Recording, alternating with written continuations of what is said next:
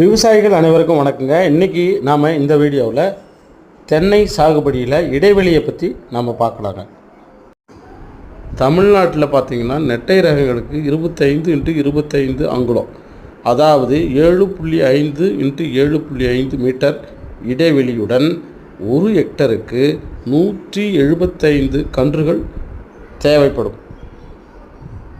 அதே போல் வீரிய ஒட்டு ரகங்களுக்கு 8.5 x 8.5 மீட்டர் என்ற இடைவெளியும், குட்டை ரகங்களுக்கு 6.5 x 6.5 மீட்டர் என்ற இடைவெளியும் கொடுத்து நடவு செய்ய வேண்டும். நிலத்தின் ஓரங்களில் கன்றுகளுக்கு இடையே 20 அங்குலம் என்ற இடைவெளிகளில் ஒரு வரிசையில் நடவு செய்ய வேண்டும். நடவு செய்த தென்னங்கன்றுகளில் பூச்சி மற்றும் பூஞ்சானத்தின் தாக்குதல் ஏதாவது இருக்கிறதா என்று அடிக்கடி கண்காணிக்க வேண்டும். நன்றி.